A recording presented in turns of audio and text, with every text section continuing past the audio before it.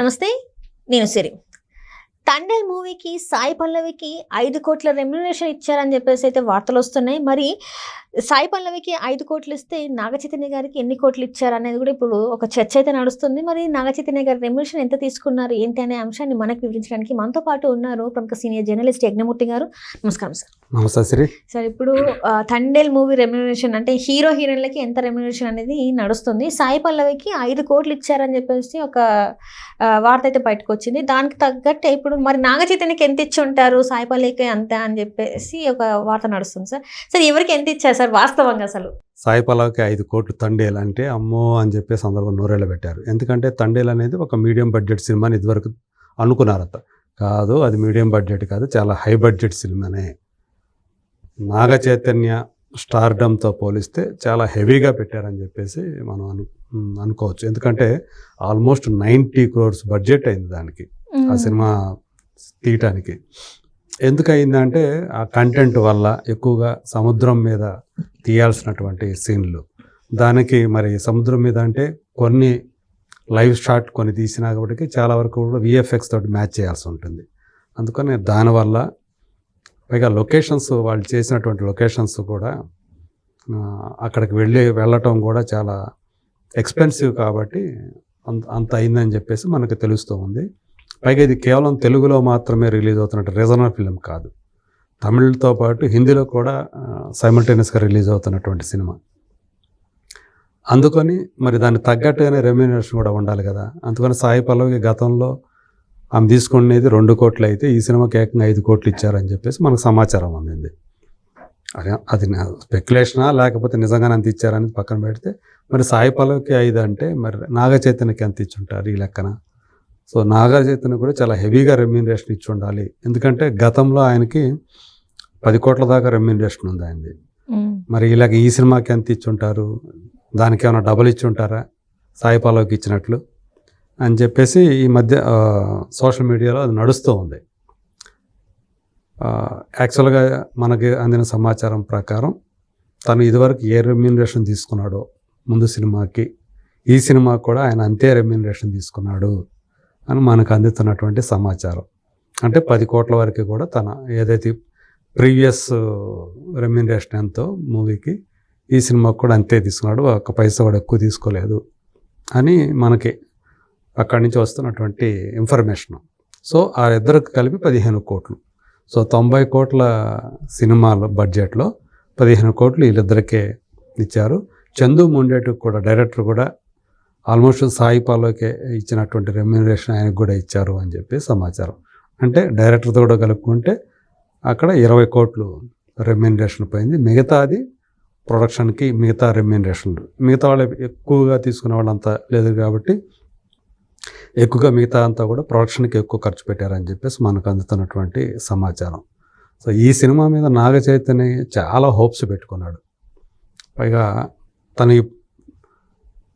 తన నిజ జీవితంలో ఏంటో దానికి పూర్తి భిన్నమైనటువంటి బాడీ లాంగ్వేజీ, అలాగే డైలాగ్ డిక్షను, ఇవన్నీ ఉన్నటువంటి ఒక క్యారెక్టర్ అతను పోర్ట్రే చేశాడు. సో అర్బన్ సెంట్రిక్ అయితే తనకు పెద్ద కష్టపడాల్సిన లేకపోవచ్చు, కానీ ఇది శ్రీకాకుళం బేస్డ్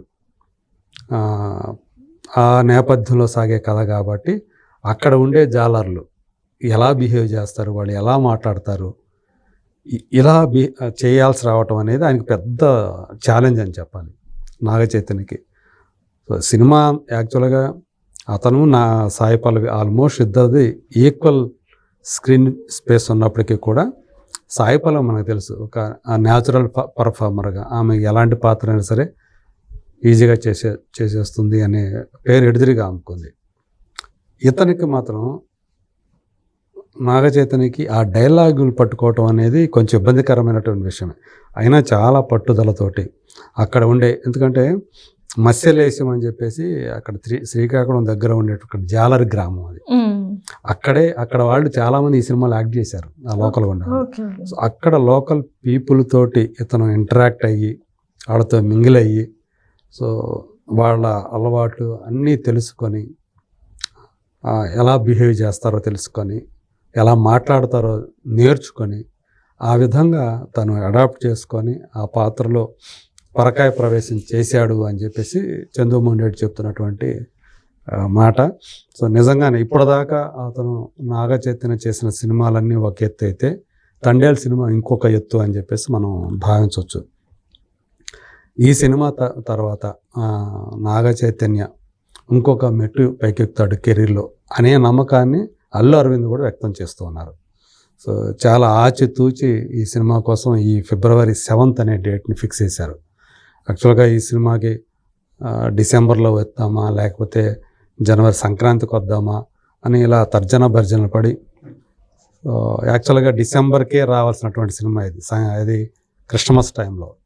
సో మళ్ళీ అప్పుడు కాదు అనుకొని, ఎందుకంటే ఆ టైంలో ఒక టైంలో గేమ్ చేంజర్ వస్తుందేమో అని చెప్పేసి దీని అప్పుడు వద్దులే అనుకున్నారు. తర్వాత గేమ్ చేంజర్ సంక్రాంతికి వాయిదా పడింది. ఇది సంక్రాంతి వేద్దామా ఏంటి అని ఆలోచించారు. కానీ సంక్రాంతికి పెద్ద సినిమాలు ఉండే అవకాశాలు ఉంటాయి. ఎందుకంటే అప్పుడు విశ్వంభర కూడా లైన్లో ఉంది. వీటితోటి ఎందుకులే అని చెప్పేసి దీన్ని మామూలుగానే ఫిబ్రవరికి పోస్ట్పోన్ చేసుకున్నారు వాళ్ళు.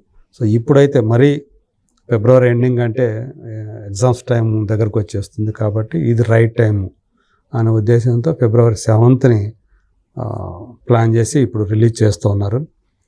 ఇద్దరికీ కూడా నాగ చైతన్య, సాయి పల్లవి ఇద్దరికీ కూడా ఈ సినిమా చాలా పెద్ద పేరు తీసుకొస్తుంది అనేటువంటి నమ్మకాన్ని వాళ్ళందరూ కూడా యూనిట్ మెంబర్స్ అందరూ కూడా వ్యక్తం చేస్తున్నారు. ఈవెన్ నాగ చైతన్య సాయి పల్లవిని నాగ చైతన్య ఒకరికొకరు పరస్పరం వాళ్ళు ప్రశంసించుకుంటున్నటువంటి తీరు చూసినప్పటికీ కూడా మనకి ఈ సినిమా నిజంగానే వాళ్ళు కూడా ఏగర్గా వెయిట్ చేస్తున్నారు ఈ సినిమా రిలీజ్ కోసం.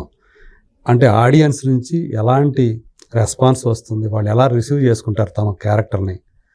ఇతనేమో తండేల్ రాజు అనే అదే క్యారెక్టర్, ఆ అమ్మాయి పేరేమో సత్య. ఈ రాజు సత్య లవ్ స్టోరీ తెర మీద ఎలా వచ్చింది ఏంటి. సో దాంట్లో బుజ్జి తల్లి అని పిలుచుకుంటాడు సత్యని. తర్వాత పెళ్ళైన తర్వాత ఇతను ప్రమాదవశాత్తు సముద్రంలో దారి తప్పిపోయి తుఫాను కారణంగాను గోదావరి కారణం ప్రకృతి పరిస్థితుల వల్ల పాకిస్తాన్ వాళ్ళకి బందీలుగా చిక్కుతారు. సో అక్కడి నుంచి అతను ఎలా బయటపడ్డాడు, అసలు బయటపడ్డా లేదా, ఇక్కడ సత్య పరిస్థితి ఏంటి. సో ఈ డ్రామాని ఆయన చంద్రమోహన్ రెడ్డి చాలా రసవత్తరంగా తెరకెక్కించాడు అనేది నిర్మాత చెప్తున్నటువంటి విషయం. మరి చూద్దాం. సో ఒక క్రూషియల్ అయిన ఇద్దరికి కూడా, సాయి పల్లవికి కూడా ఈ సినిమా మీద చాలా హోప్స్ పెట్టుకుంది ఆ అమ్మాయి.